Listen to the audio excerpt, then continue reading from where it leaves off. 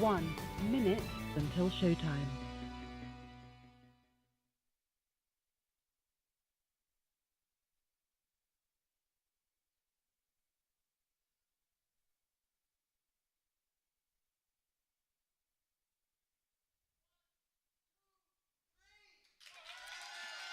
Wow.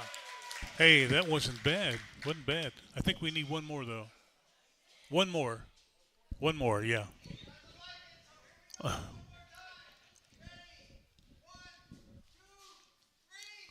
Yeah.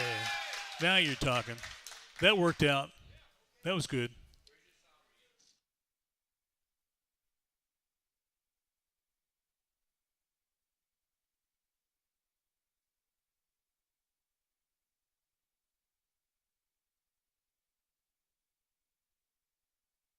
Your show will go live in 5 seconds. 4, 3, 2, 1.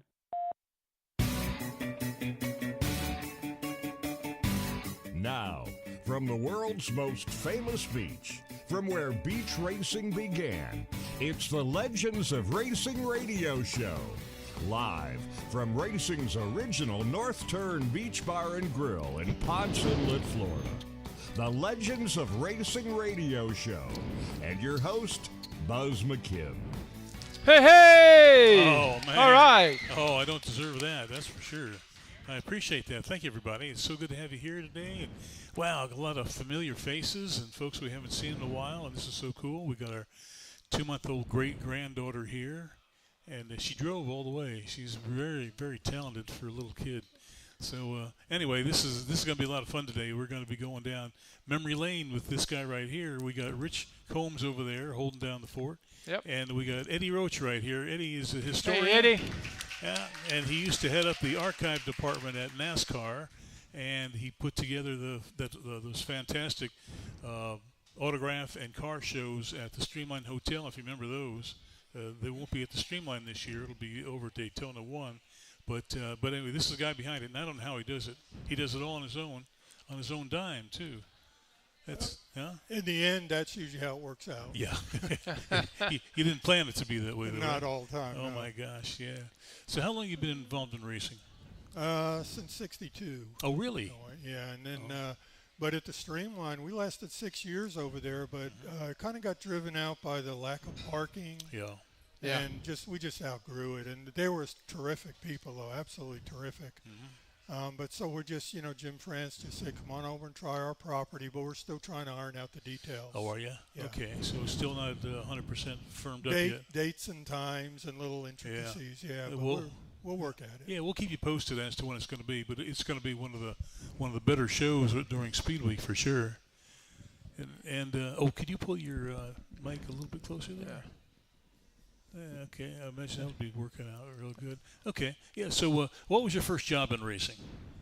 When I got out of college, I wanted to be involved in something that I liked. I mean, I took, business administration and journalism, and the only way I figured I could really dig deep into racing is write about it. Mm-hmm. And I really didn't come out as a writer, but I worked at it and kind of partnered up with some good people like Bob Myers and Dick Bergeron and Chris Economaki, and kind of like tailored myself after them and just kind of backed into it, and that kept me in it. That worked out well. Yeah, and then I went into PR work and things like that, and Jim Foster hired me up at Daytona in '73. Really?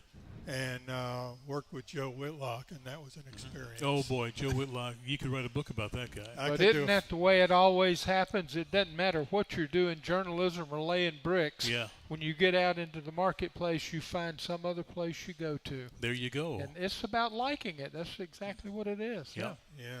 And you were open to anything that came along.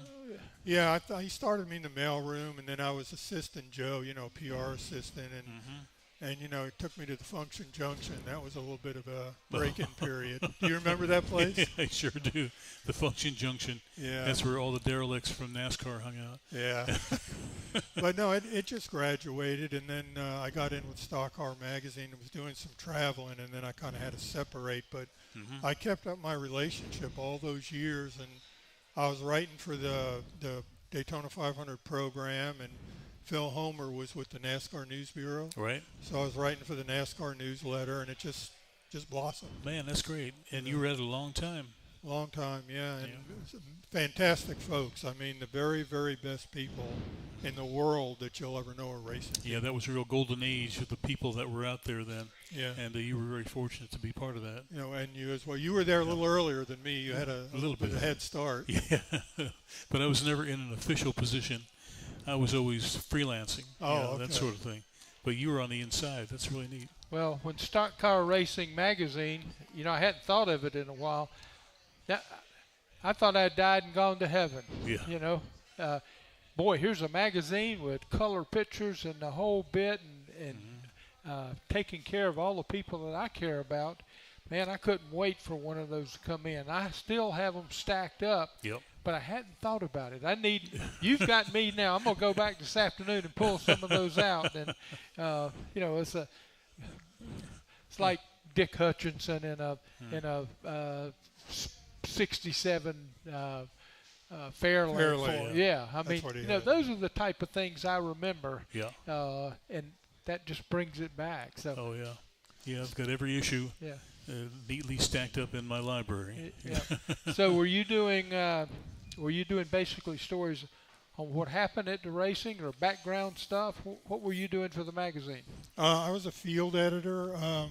Bob Myers did back then it was called Grand National. Today it's a Cup Series. And I did the Late Model Sportsman. Oh. So I had a monthly column, and then I would go around and cover the various national championship races. Oh, I got to go and look that up. That's amazing. Like 72 to 77. Yeah. Yeah, something like that, yeah. Boy, you saw some great stuff. Met some great people. Yeah, it'll never be repeated. No. We got to, but there was one thing I did when I was at ISC Publications over there at the track.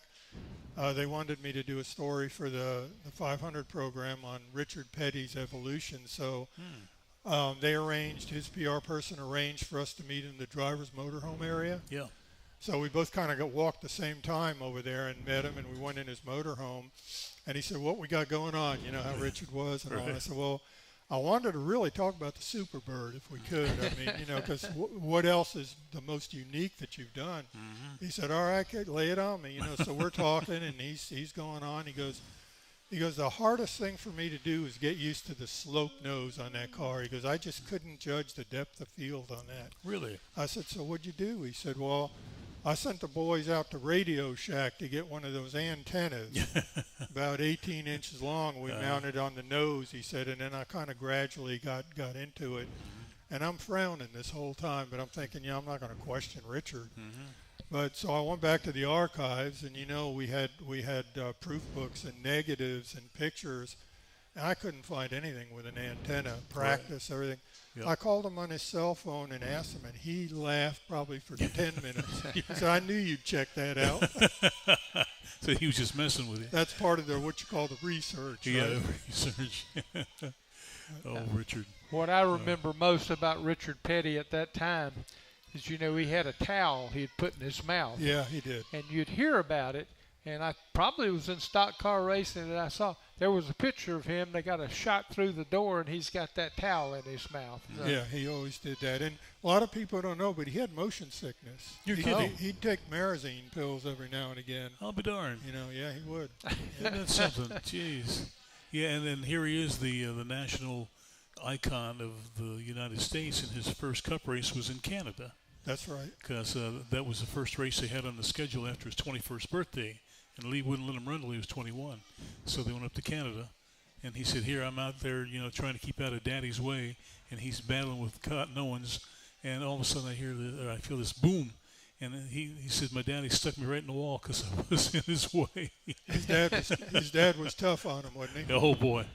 Yeah, well, when he won his first race at Lakewood, 1960, it was protested by another driver. And come to find out that Richard actually finished second. Well, the other driver was Lee Petty. And Lee said, "No." He said, "I know I won that race." And the deal was that NASCAR was giving a $500 bonus to anybody who could win that race in a current model car. And Richard was driving a year-old car. So Lee apologized to Richard. He said, "It's just business, boy." Yep. Richard said, "I was happy to run second. That was fine with me." But he was only a kid then. Yeah. Yeah, well, he was tough cookie. My memory of Richard Petty, my biggest memory, is, of course, my wife Colleen, who's here.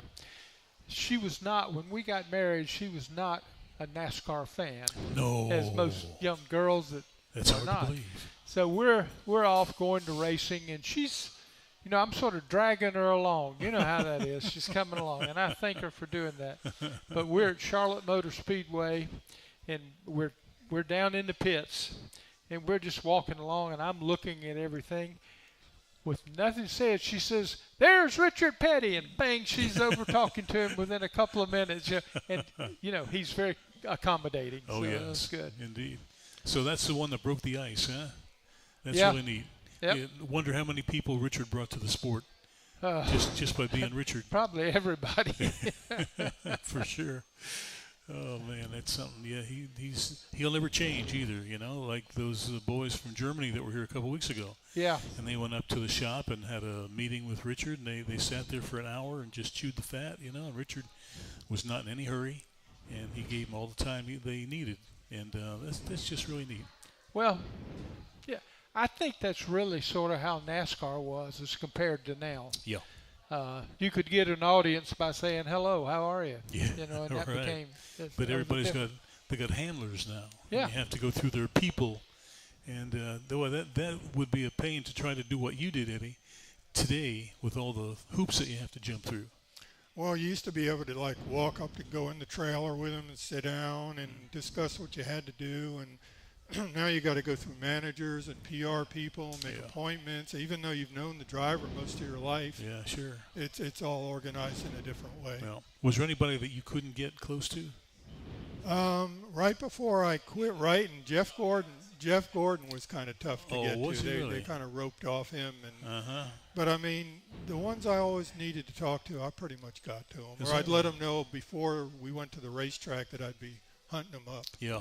And they were expecting me. Yeah, that's pretty neat. Now you worked with Miller High Life for a while, right? And Budweiser. And Budweiser too, really? Yeah. And the Allisons were running the Miller High Life cars. Yeah, right? I got to do a lot of the Miller Time newsletters when Bobby was driving, and I got to go to Sebring with Holbert. Really? Al Holbert, and I got to go to Indy with Al Unser Sr. Holy cow! The Miller Time car, and Danny Sullivan. Yeah. So I never would have made it to Indy otherwise. So wow. And down in Miami Marine Stadium, Miss Budweiser. Oh yeah, sure, the hydroplane. Yeah, I went to all those. Yeah, now I've known you for 40 years at least, and this is stuff I've never heard before. And we're only 46 years old. I know. We played in the sandbox together. Yeah, don't tell. No? Yeah, that's wild. So, when you were with Miller, Davey was just coming up, wasn't he? Yeah, in fact, the very last race at Palm Beach, we brought Bobby and Davey down there for the last Orange Blossom. Oh, really? And I think it was like a $10,000, fee to bring them down. And the brewery co-opted with the local distributor. Yeah. And they had the two Miller Time cars, 22 and 23, the white Camaros. I remember those beautiful pictures that they took of the two boys and the two cars at Palm Beach. And then at the end, the parts guy went up to Davey and handed him a bill and said, "You got a bill here." He goes, "My dad's right over there." Yeah, let Bobby take care of it. That's right. Yeah, so Gordon was hard to get a hold of, huh? Well, he was. I mean, one time, you remember when we'd come from the archives back and forth to the track? Yeah. I had one of those red Daytona Speedway trucks, and Gordon was trying to run away from the crowd. And he knocked on the passenger window, and I unlocked it, and he said, "Drive me over to the TV tent, will you?" No kidding. But I mean, I talked to him a little bit there. But yeah, he was difficult to get. Not his fault, but he was just always involved. Yep. Now, when you were at the archives, it was pretty much a wide open department, and you used to have a lot of the drivers come in and look through their files. As you did as well. Yeah. It was just a general bull ring of conversation. And I couldn't do the shows I'm doing now without all the contacts I made through the archives, because every speed week in July, they would just come in there like crazy. Yeah. You'd never know who was going to knock on the door. Oh, yeah. It was an adventure. And then when you went to the NASCAR Hall of Fame, you had to double down on that big time. Yeah, that's for sure. The people you met. Yeah, it was a heck of an experience. Yeah. When you get to know the people in their home on their home turf, you know, and you get to be a first name basis with them, you know, Cal and Junior Johnson, people like that. And they come around regularly, right? Oh yeah, they come by. Yeah, Junior was there all the time, and it was just a really neat thing. You know, we've been very fortunate to do what we've done.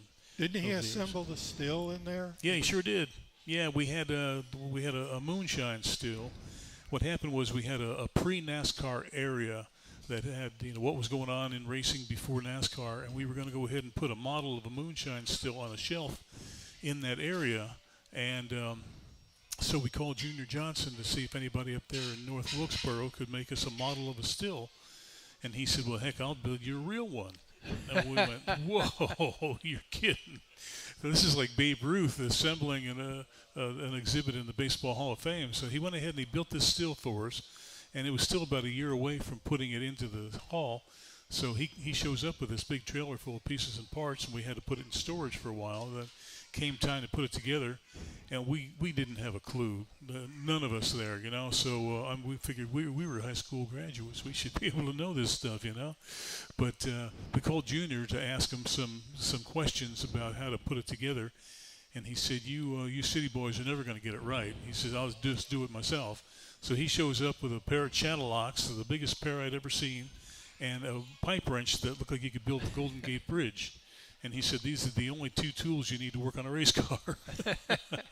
So he goes cranking away on these pipes and, you know, put everything together in about a half hour. We had some moonshine still. And he said, it's just like the one his father used back in the 30s. He said, it will work. The fire marshal wouldn't let us try it, but we thought it'd be kind of neat to, you know, it'd be great for the kids. You know? But it's neat. It's one of the real prime pieces there in the NASCAR Hall of Fame, and Junior Johnson did it himself. So we were very fortunate at that. You know, this is why they call this show The Legends of Racing. You're telling that story. We know it's a true story coming across. I'm looking out. It's not a person talking to another person. Everybody's glued to those words because it's the legend stories that make it work. Yeah, there you go. That's what we're all about. We got 1 minute to go for another break. We're going to go ahead and take an early break here. We'll be right back with Eddie and with Rich, and we thank you so much for being here, everybody. The caution flag is out. Time for a break. We'll be right back with the Legends of Racing radio show. At Beach Boys Embroidery and Tees, it's all about making you happy. Beach Boys Embroidery can customize your athletic golf apparel, caps, hats, badges, buttons, magnets, backpacks, bags, totes, clocks, watches, and of course, T-shirts. Sure, they're at 2033 South Ridgewood Avenue in South Daytona, and they're waiting for you to call now. 386-255-5880. Beach Boys Embroidery and Tees. Let Aloha Marine get you on the water with huge discounts on great brands like Bayliner, Carolina Skiff, Hurricane, Key West, and Regal. Pay as little as $169 a month with 10% down and approved credit. Don't wait. Get to Aloha Marine, 1700 North Nova Road, Holly Hill, Monday through Saturday. 47 years and always better than boat show prices. We're back from where it all began, racing's original North Turn Beach Bar and Grill. The Legends of Racing radio show continues with your host, Buzz McKim. Whoa! Oh, boy, let's do thank it. you. Yeah. I sure appreciate that, everybody. It's kind of nice being in here, nice and warm and cozy. We got the curtains down and we got the heaters on, and it's unusual Florida weather here today, but we're making the most of it, though. We got a great crowd, too. We thank everyone for coming in and everyone out there watching in. We thank you for taking the time out of your day to see what we're up to, and we sure couldn't do it without you. That's for sure. And this segment's being brought to you locally by the Staples on International Speedway Boulevard. Anything for the office that you can imagine, they've got it for you. And every kind of, what am I trying to say? You going to help me out on this? Office supplies? Office supplies, yeah. Okay. Office supplies. Alrighty. Yeah, and if you want to check out the show live, you can go to the Legends of Racing radio show YouTube page. And if you want to check it out an hour later, we post it on the Facebook page. So is that right? Okay. Very good. So let's see. Oh, I'll tell you what, too. The beach parade is going to be on the beach right here, February 7th, and you can register your car at kelly.northturn@gmail.com. That's kelly.northturn@gmail.com. And if you haven't been there for the beach parade, it is really something special, isn't it? Every year it is. Yeah. It's awesome. Yeah, and talk about memories and the people that you meet there, and everybody has a story, and it's wonderful, wonderful. You know, Buzz, one of the cars that we're expecting to come when we do our Speed Week show is Hurley Haywood's going to bring the Porsche 935. Are you kidding me? That he won the 24 hours in and ran at Sebring. And I remember me and J.J. O'Malley went to the Rolex dinner years ago before I retired, and Hurley was there. Uh-huh. And the Grand Marshal was up at the mic, and he said, I'm going to mention a race, and when I mention it, I want the drivers and the audience that won that race to stand up. Mm-hmm. So he started out with Watkins Glen or something, and up goes Hurley. Yeah. And he's rode Atlanta, and he's 24 Hours of Daytona, and he's Le Mans, and he's Sebring. Hurley never sat down. Really? He is literally America's #1 endurance sports car driver. Absolutely. Yes. But there's a story that he will tell, but he kind of shies away from it. At Sebring with that 935, he was leading a pack of 4 other 935s at Sebring, and it was at night, and the turns weren't marked very well back then, or lit very well. Right. And he took a wrong turn. Oh, no. And he got lost. He ended out there with the bombers. Oh, gee. And all the string of cars followed him. Oh, really? He said, I'll never live that the down. cars followed him? Yeah. Oh, that's great. Well, No. seeing the 935s line up, that happened a lot. Oh, yeah. 1, 2, 3, 1, 2, 3. Boy, they Yeah. were good. They had those whale tails. And Yep, exactly. I used to ask him, how do you even judge where you're going with these? He says, you can't see anything. The side mirrors, forget about it. They vibrate like crazy. You just drive your line. Well, when you're out front, you don't worry about the mirrors, right? No. No, I don't think so. Yeah, but he is the best. He Absolutely. absolutely And is. he's very accessible, too. That's the thing that amazes Yes. me. For a person of his caliber, you can just go right up and talk to him. Yeah, he's a good guy. Yeah, we're going to get him on the show one of these days. We got to go to the museum still. We have an invite. We certainly do. Yeah, the Brumos Museum up in Jacksonville. Yep. Yeah, the car that Steve McQueen drove in Le Mans is up there. And those friends of ours from Germany that were over a few weeks ago, they did a lot of the restoration work on that car in Germany. And then it was sent back over here to be finished. Do you remember when we had Paul Newman's car in the archives garage? Oh, yeah. Yeah, the Mustang. Yeah. Yeah. Well, that was funny because that was actually a Roche car, and it was sponsored by Paramount, and Nobody's Fool, which was Paul's last movie, and it was number 70 because he was 70 years old. Yeah. And Michael Brockman out of Orlando set up a deal where Paul was supposed to call me when he was doing research on the Cars movie. So he did, and I'm thinking like, okay, here we go again, another scam. But after a few words on there, it's like, yeah, this is HUD. Wow. I'm definitely talking to HUD here. Oh, my gosh. But we did talk, and I mentioned the Mustang, and he goes, where is it? I said, it's right here, 20 feet from me in the archives. He goes, we've been looking for that. They didn't know it was there, but we hooked him back up. And ISC does have credit on the back of the DVD sleeve. Is that right? For helping with research on that movie. I'll be darned. Yeah. Yeah, that's that Nobody's Fool car, the number 70. Yeah, 1995. Yep. Paul and Mark Martin won their division in the Rolex in that race, and AARP confirmed that he was the oldest athlete to win a major event at the age of 70. Wow! And I mean, far and above racing, any kind of event. Oh, isn't that amazing? Oh, something I didn't know. That's great. Yeah, that's something. Yeah, I thought that was pretty cool. Yeah, he's in great shape. Yeah. Isn't it great that Ray Evernham is reviving IROC? Oh boy, I think it's terrific. Yeah. And he's cornering the market on those cars too. He's buying every one he can find. But I think that'll be great. Leave it to Evernham. He's a pretty amazing guy. He gets things done. Yeah, they started. Actually, people think it was '74, but actually the end of '73, Riverside, the last race with those orange Porsches. Right. That was the very first IROC race. Then they came to Daytona.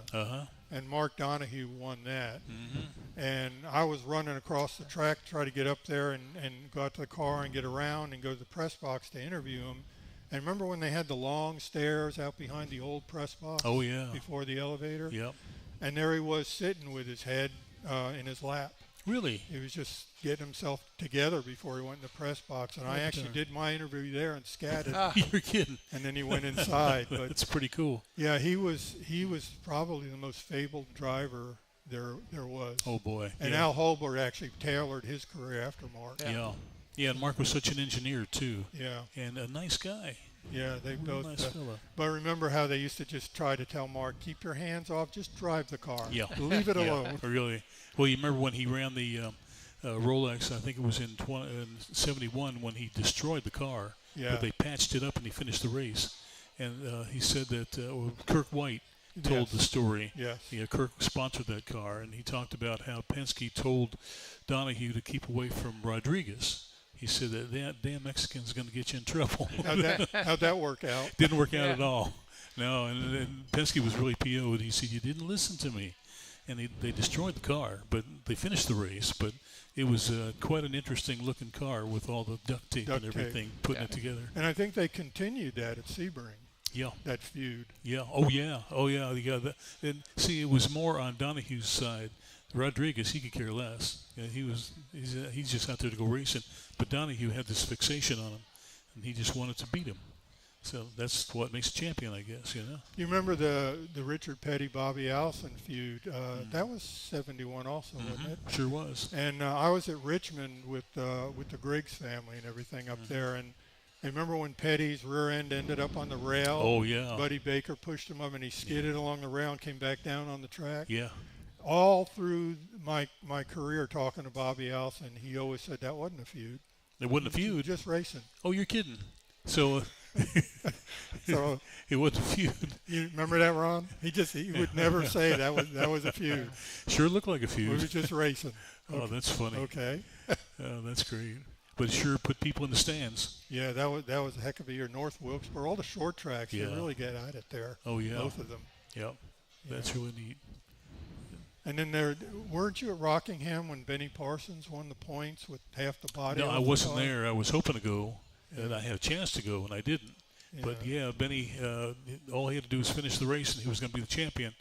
And he was involved in a wreck early on, and they destroyed the whole one side of the car. So they literally had to cut the car in half, more or less, to put it back together. And they took roll bars out of people's cars. Ralph Moody headed that whole thing up. He went ahead and sent somebody over to somebody's car to cut the roll bars out and put them on there, and they patched the car back, and he lumped it along the bottom of the course there for the rest of the race, and he won the championship. Yep. And boy, you talk about drama. That was really memorable. I was there, and Benny just stood there with his arm folded the whole time. But remember how many of the crews pitched in? Oh yeah. Oh man, they had a bunch of folks there. Everybody wanted to see Benny win that championship. Yeah. And he only won one race that year. And but he hung in there and he won that championship and put him in the Hall of Fame. Don't you think? I think it did. I think it did. You've got a lot of great stories, and it's happening. But I'm hearing these stories, and I'm saying, what's the best story? What are the ones you're leaving out? Where are your memories? Those are the ones we can't tell. That's why we want to hear about them. That's what Ryan wants to hear, right? He knows some stories. Yeah, you know where the bodies are buried, don't you? But Florida's a unique state. I mean, there were at one time altogether like 150 racetracks, drag strip, sports cars, stock cars in the state, and they just dwindled and dwindled and dwindled. And you got to love a family like the Hart family that's keeping New Smyrna Speedway alive since they built it in '65. Yep. And because without that and Auburndale, some of the Central Florida tracks, now some of the West Coast is coming back. I think Bronson's reopening, but you got to really pick and choose where you go because the tracks are gone. That's right. And you got to love these track owners that really are operating on a shoestring to keep those tracks alive for us. And that is a NASCAR home track. And they fight real hard. They got some new people there, and I think they're going to come around. At New Smyrna? Yeah, and Andrew Hart, the son, moved from Miami up to Jacksonville, so he's closer by. Oh, really? Yeah, he's that's back great. around in the local scene. So very good. But we love the local tracks, and bring a friend and go out every week to your local tracks. Yep. Yeah, they had the Ruderman race last week at Barberville. Yeah. And I haven't talked to Bob to see how it went, but I'm sure it was quite a success because they bring a lot of the Cup drivers down there too. Yeah. And Kenny Wallace, Ken Schrader, and Justin Allgaier comes, and Justin Haley, and you never know who's going to show up for that race. Can you ever get one up on Kenny Schrader? No. I mean, for 4 years, I invited him to my Streamline show, and it was can't go. I'm racing, or I'm doing this, or we got a pipe burst in the house. I got to get back home. And then 2 years ago, my last year there, I get someone squeezing the back of my neck. I was hoping it was a girl, but it was Schrader. I turned around. I said, "What are you doing here? I didn't invite you this year." He goes, "That's why I came." And the rest is history. Yeah. Great. Hey, we're going to take a quick break. We'll be right back with Eddie Roche, and it'll be Tony time. Tony.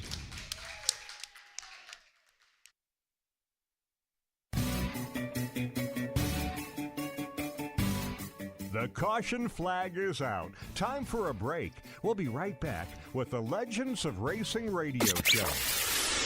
Racing's original North Turn is our broadcast headquarters. If you're looking for a good drink, great entertainment, and the best in food, they're right on the beach at Racing's original North Turn. Come on down to dinner tonight. Here are a couple of testimonials. These are actual testimonials from people who have enjoyed the North Turn.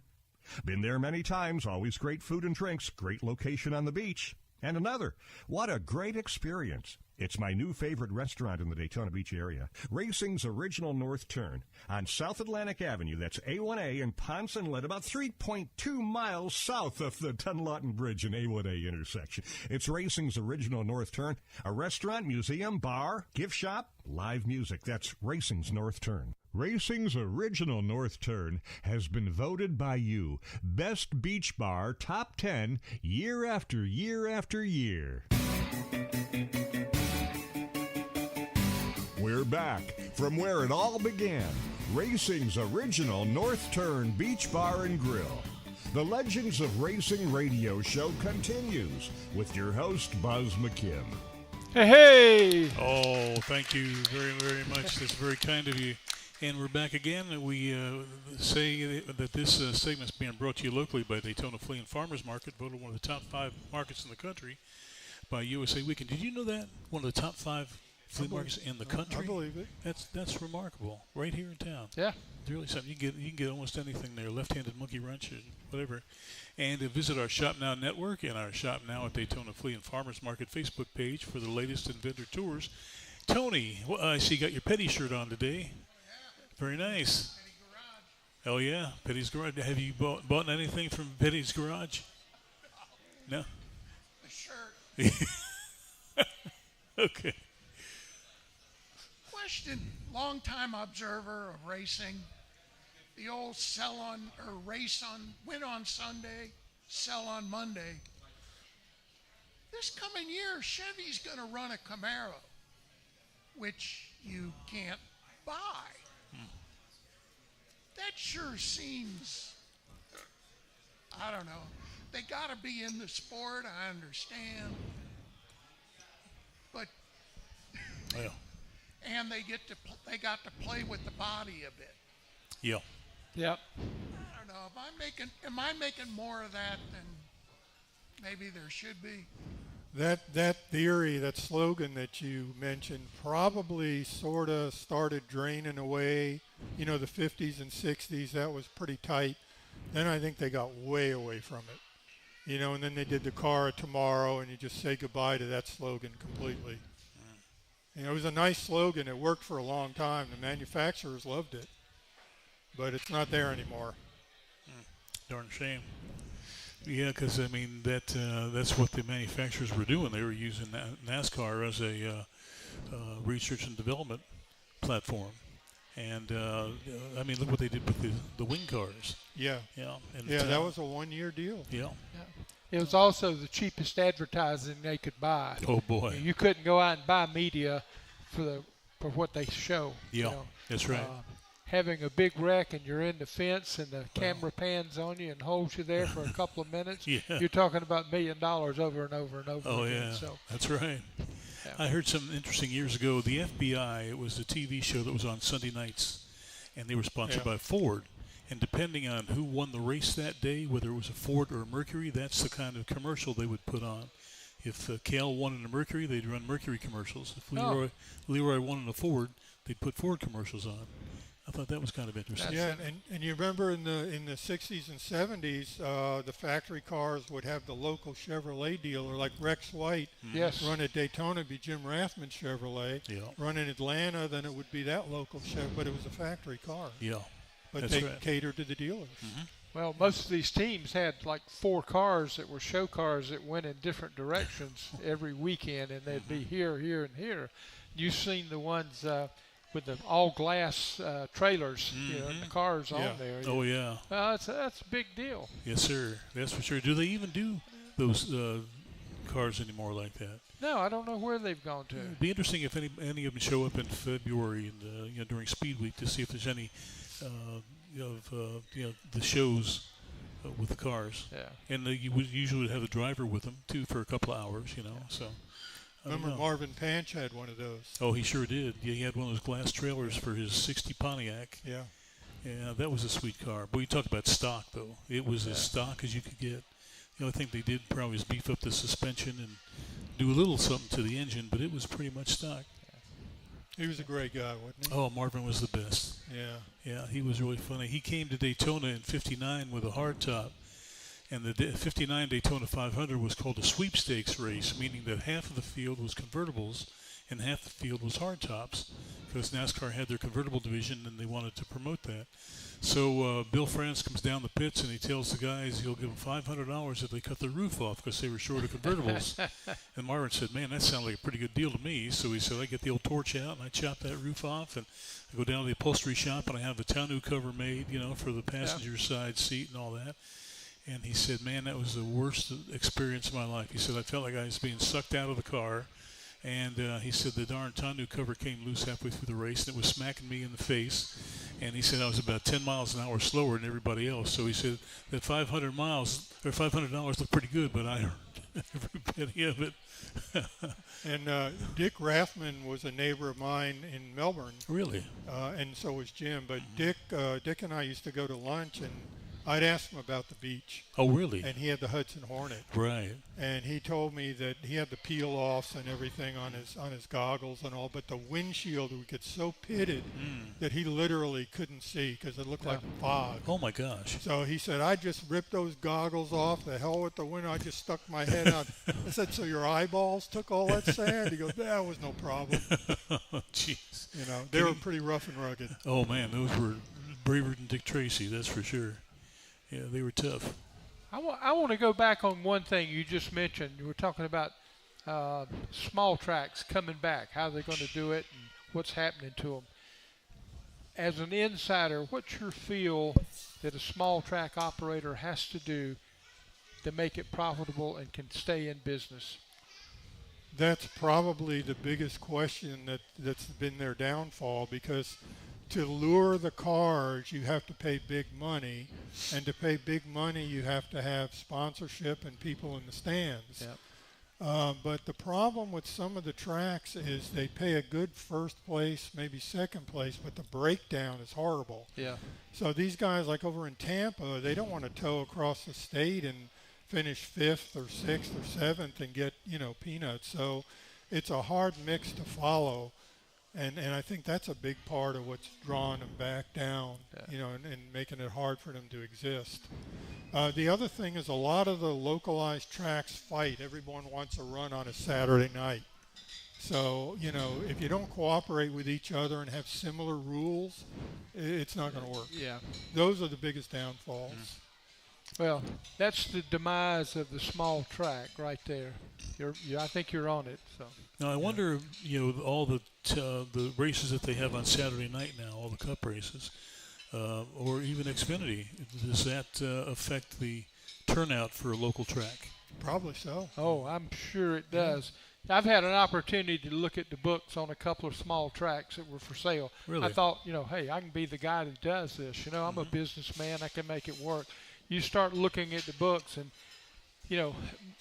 maybe they make money if the last race of the season is successful. Really? They're just running so near break even all the time or under. Wow. You can't see anything. And rainouts, that's another big one. And Yeah. NASCAR doing their own Saturday nights. And, it's so much operating against them. I'd really like to know. I mean, I think you're on it, but there's something they can do. Do they, they have school bus races in some places. And the guy brings a trailer in, and they jump through a trailer, and, chain racing. Mm-hmm. All of this, it's like a demo derby full time. It's not real racing. Yeah. But The fireworks. The crowds love some of that, though. Yeah, they love it. Yeah, and, sure. and that's why they're doing it. But, how many of those nights can you go? Yeah, really. Yeah. We'll be right back with Eddie Roche. Let's hear it, everybody. Hey! There we go.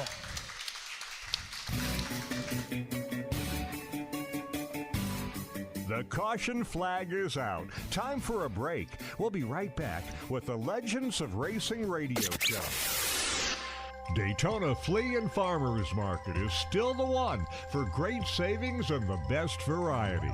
Whether you need flowers and trees for your home or you're looking for great prices on Daytona Beach souvenirs, the market is the place to go. The market features 1,000 booths, 2 air-conditioned malls, a restaurant, and 9 snack shacks. Hops Grill features gourmet burgers and garden blend salads. Treat yourself to a great variety of brat and hot dog creations at the Dog House, or enjoy a refreshing drink at the Seltzer Oasis. The market is open every Friday, Saturday, and Sunday, and is 90% undercover, so you can shop rain or shine. There's never a charge for parking or admission. Enjoy our monthly classic car cruise-in on the first Saturday of every month, and garage sale weekend, the third weekend of every month. See all we have to offer at DaytonaFleaMarket.com or like us on Facebook. Discover Daytona's most unique shopping experience, the Daytona Flea and Farmers Market, just a mile west of the Speedway. We're back from where it all began, racing's original North Turn Beach Bar and Grill. The Legends of Racing radio show continues with your host, Buzz McKim. Hey, Buzz. Oh, thank you, everybody. That's very kind of you. And this segment's being brought to you by Homewood Suites by Hilton over on Belfast Boulevard. Might have a hard time getting a room there this weekend. Might be a little tough. But it's right there at the track, right around the corner from the Speedway. And they have free happy hour and free breakfast. And every room's a suite, and it's a really neat place. So when the crowds die down a little bit, you ought to give it a try for sure. Hey, you're a product of hometown short track racing, aren't you? You went to O'Galley, and that's where you got your start, right? Yeah. And I was going to mention that if you're speaking about a good rescue, Speed World, which is 15 miles east of Orlando, a perfect track, still in good shape, but since 1974 they could never make a go of it. And that if someone came in there with a good plan and a format, that would be an excellent location to scope out. Are you familiar with it? They got a drag strip and I think you're right in your assessment on what could be done there. Yeah, it's just that no one's ever just hit it right on the head. Yeah, and everybody likes to race there too. They like the track. Let's face it, most track owners and promoters are not necessarily the best businesmen in the world. They're promoters. They love it. It's just like us. Yeah. I'll jump in. I'll run this racetrack. Hell, I ain't going to make any money either. But, you need a good business plan there. And I don't think that's happening. That's what you got to see it. But when everybody else in front of you is falling out, it's hard to stick. Yeah. It's just hard to stick. That's for sure.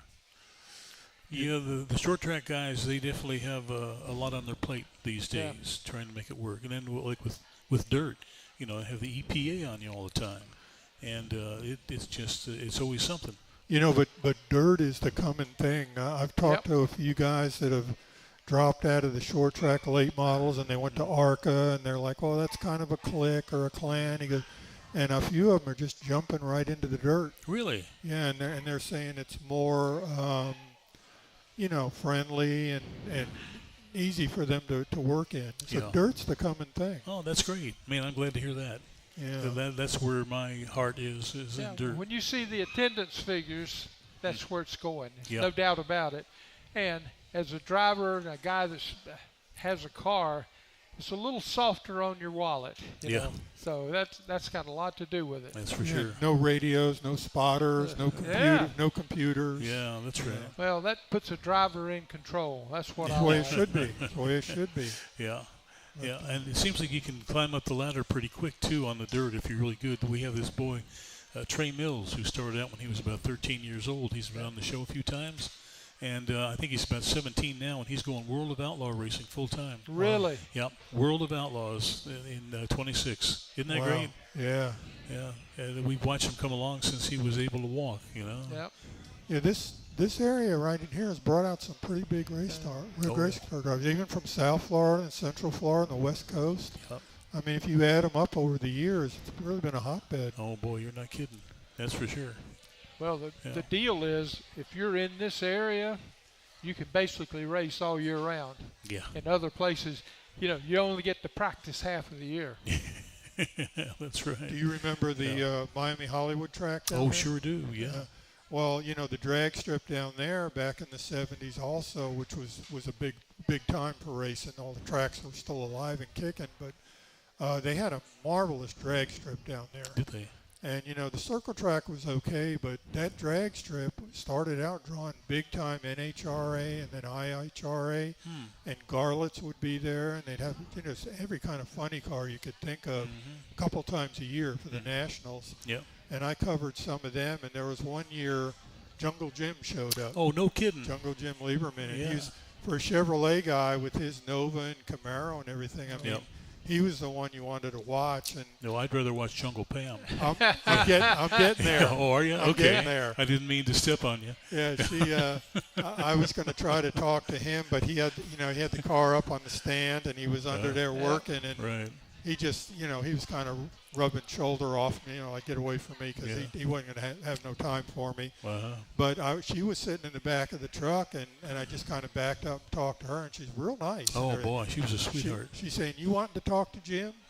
And I said, "Well, I gave it my best shot." She goes, "Come with me." No, really? And she went over and said, "Jim, he's all right. You talk to him." And he goes, "Okay." All but right. still turned around and talked to me for about Hot 30 dog. seconds. But Is that right? no, she was very, very sweet. Had I only known, I'd have been in journalism. That's still a memorable moment. Yeah. Oh, boy, she was something else. Yeah. That's great. She still goes around at a lot of the banquets and stuff. Really? Yeah. I'll be darned. Like Linda Vaughn. Yeah, Linda's another one. Yeah, she'll be here in February. She comes from California, and she's still the queen. Yeah, sure is. Yeah, that's for sure. Now, did you ever interview her? Oh yeah, well she's been with every show I think I've ever been involved in, from the Living Legends all the way through for 20-some years. She's always been around. Yeah. So I mean, I've never done an article on her, but we've always been, right up there with her. I've heard a lot of stories. Oh yeah. She's done a couple nice books. Yes, she sure has. And I remember that one time she was at the archives with her nephew or somebody. But anyway, we got to spend the afternoon with her when you were there at the archives. Yeah. She came in. And and she always remembers your name. Yeah, she's good at that. She never forgets a name. Isn't that something? You remember all the people that used to come in there? I mean, we could make a list and just go, oh my God. Man, those were the glory days, They really were. And I think they're missing the boat by not opening it up. But, it's part of the track tour now, the VIP tour. And we get maybe 20 people 2 or 3 times, 4 times a week come in there. They get the whole track tour and the whole thing. But we just used to do so well with that department when it was opened up, and have the clubs come in and they use it for their meeting rooms, and it was just really, really nice, and it was great PR because you're really in the people business. Oh yeah. In there, Man, yeah, that's the way you do it. Yeah, you got to get the people involved. That's the key. Exactly. Yeah, we sold a lot of pictures too, didn't we? Oh yeah. Yeah. I can see that. I remember Pearson came in one time. I put this big, thick folder in front of him. I said, "You want to look at some of your pictures?" He said, "Hell no." I said, "Well, we can get you some of them or whatever." He said, "No." And he hated Victory Lane, the hat dance. Oh, did he really? He used to tell Bill Broderick, "You got 7 hats and I'm out of here." He said, "No, I got 10 of you." He said, "Pick 7 of your best ones. I'm leaving." Oh, jeez. That's like when we opened the Hall of Fame, we had the VIP red carpet. All the folks are coming up there, and we had Petty and Gordon, everybody, and Pearson comes up, and he was complaining if I knew I had to sign autographs, I never would have agreed to this. And a lot of times he'd get paid for it and still didn't want to do it. He was a curmudgeon. He really was. He was.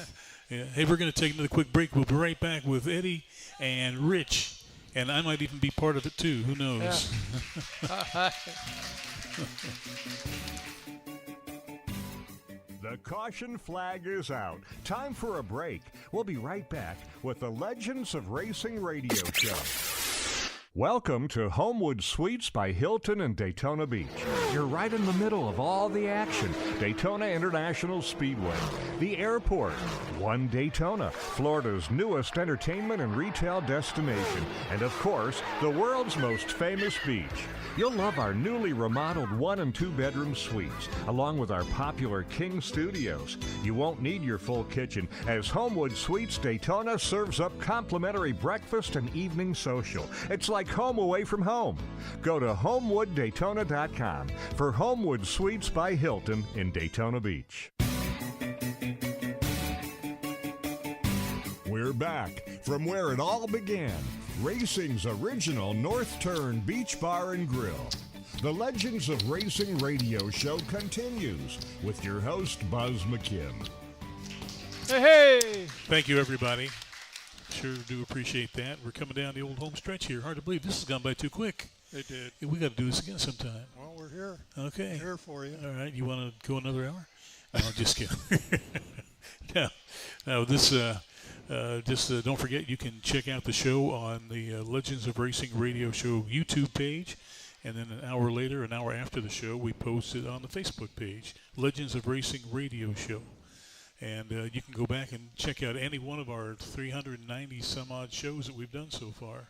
So it's come along real well over the years. We're getting the hang of this, Yeah, congratulations on it. With January is going to be 400. Close to it. Yeah. That's great. Hard to believe, isn't it? Yes, sir. So, what did you do at O'Galley? Did you ever drive?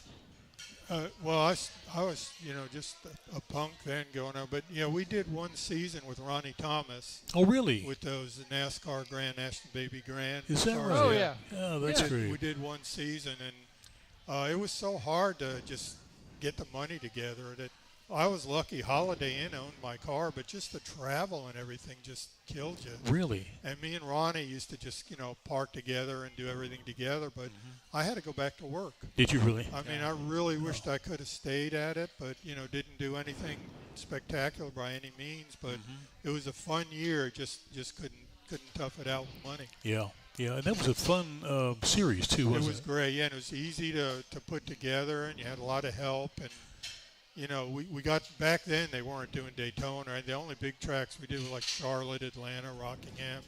But when it got later into the 80s and 90s, that series really grew. Yeah. They renamed it the Darlington Dash and the Goodies, and it got really big. But I mean, I ran it like when it was only 3 years old. When the series first started. Yeah.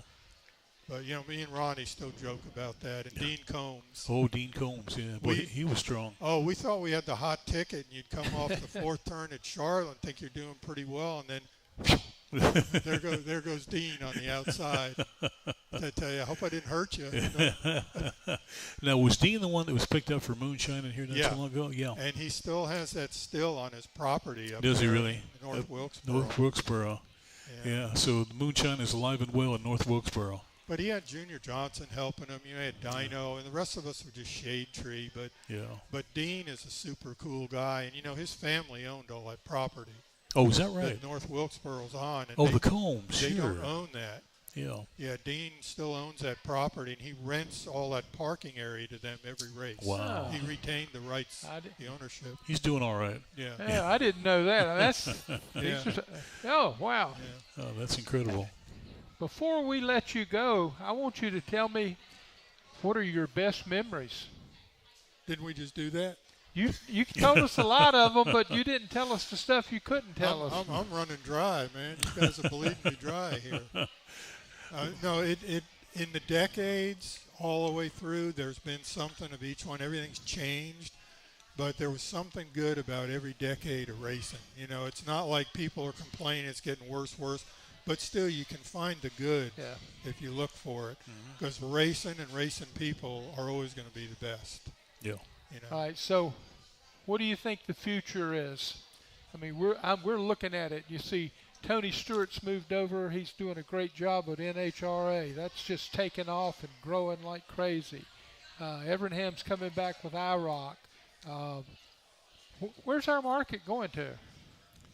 I don't know. I think a lot of the, a lot with TV and pay-per-view might come into the picture with the Cup Series, but you still gotta bolster up the short tracks, because that's where the experience comes from, and that's where the budgets are somewhat affordable. So I still think that racing survives from the short tracks, be it dirt or paved, half mile and quarter mile and such. Mile and more is super speedway, so that's to the big folks. But I don't think it's going to go away. I just think it's going to be reduced, but it'll always be there in some strong fashion. And it's always good feeder, good feeder deal, like the Butterbean Queen. Here a couple of years ago he was running short tracks, and now he's got him a full-time ride next year with O'Reilly. And people like that. ARCA's doing real well on feeding the top three divisions new people.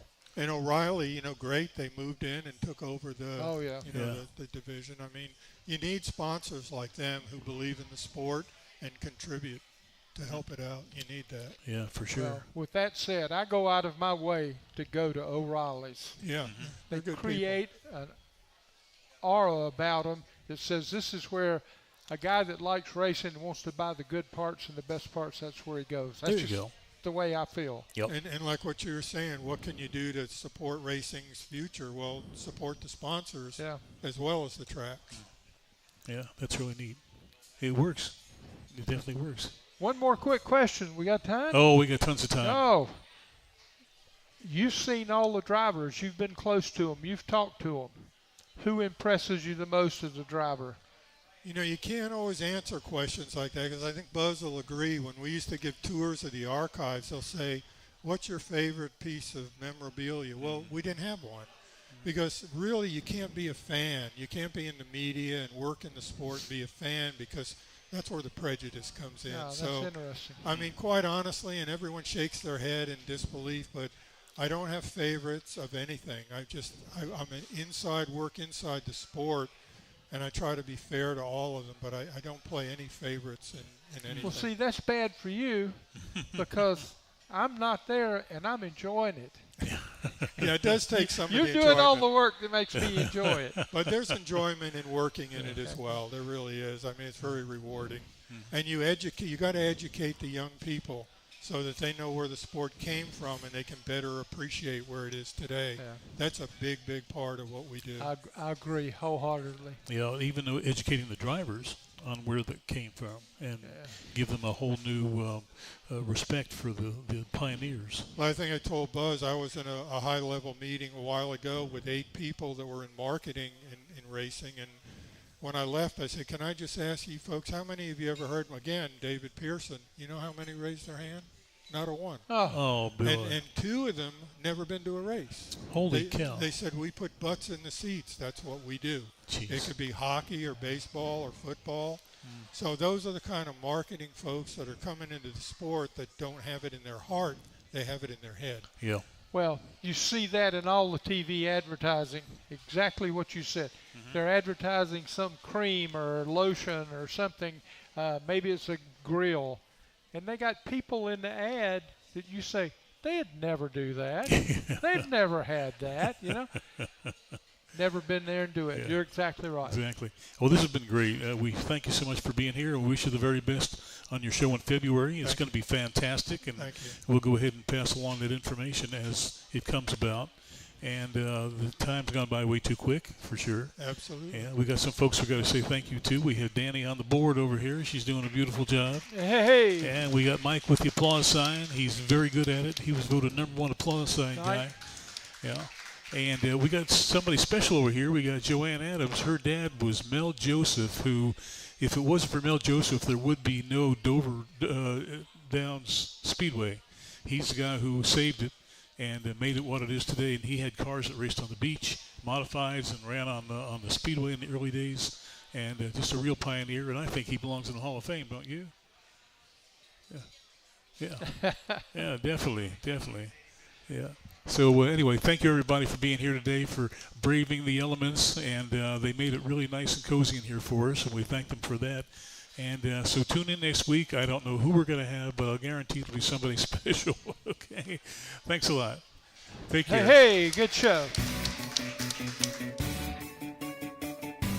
The Legends of Racing radio show originates live from the very spot where beach racing began. Racing's original North Turn Beach Bar and Grill. Join us next time for the Legends of Racing radio show and your host,